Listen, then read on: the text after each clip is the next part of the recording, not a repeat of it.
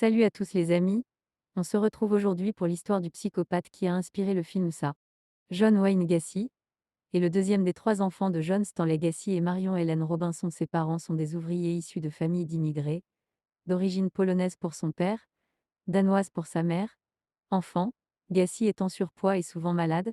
Il est proche de ses deux sœurs et de sa mère, mais doit subir les humiliations de son père, homme alcoolique et violent envers sa femme et ses enfants, surtout envers John Junior, le traitant de tapette ou de pédé lorsque sa mère veut le défendre.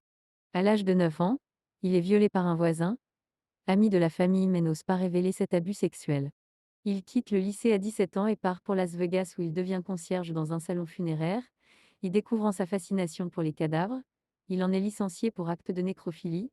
De retour à Chicago, il s'inscrit à l'école de commerce de l'université de Northwestern et y obtient son diplôme en 1963. Bon vendeur, il gravit les échelons dans différentes entreprises, devenant gérant d'un magasin de vêtements pour hommes. Il épouse en septembre 1964 une collègue, Marlene Miet, dont le père Fred Miet lui propose de reprendre la franchise d'une chaîne de 3 restaurants fast-food Kentucky Fried Chicken, à Waterloo, dans l'Iowa. Devenu père d'un garçon et d'une fille et notable de la ville, John Gacy en 1968 est accusé de tentative de viol sur ses employés adolescents. Le 7 novembre 1968, il prend 10 ans de prison pour abus sexuels. Cependant, il clame son innocence et remet la faute sur un complot politique organisé contre lui par l'un de ses adversaires politiques.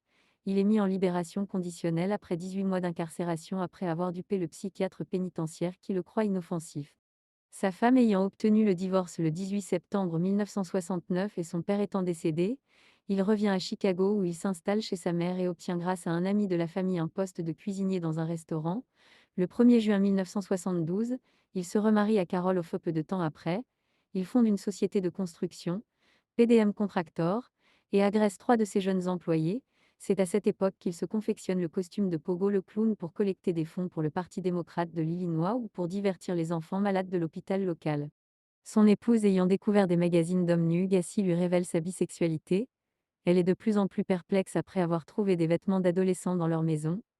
Elle demande et obtient finalement le divorce le 2 mars 1976.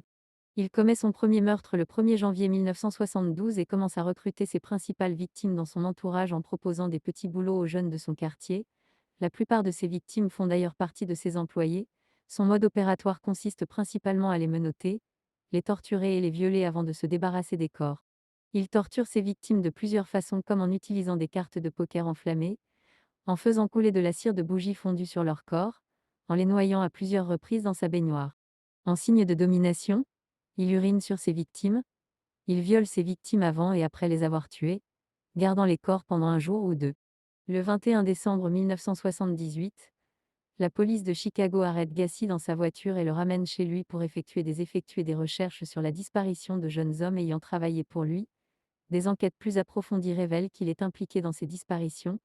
26 cadavres sont retrouvés, enterrés ligotés, un tissu enfoncé dans la bouche, dans le vide sanitaire sous sa demeure à Chicago, 3 autres enterrés dans sa propriété. Et les corps de ces 4 dernières victimes repêchés dans la rivière des Plaines à proximité de chez lui. Les voisins se plaignaient d'odeurs venant des sous-sols de la maison des Gacy, qu'il avait essayé d'atténuer avec de la chaux et en prétextant avoir des problèmes d'égout bouché. Il les fait recouvrir par la suite par du béton, inculpé pour le meurtre de 33 jeunes hommes. Après une tentative infructueuse de plaider la folie lors de son procès, il est condamné à la peine capitale.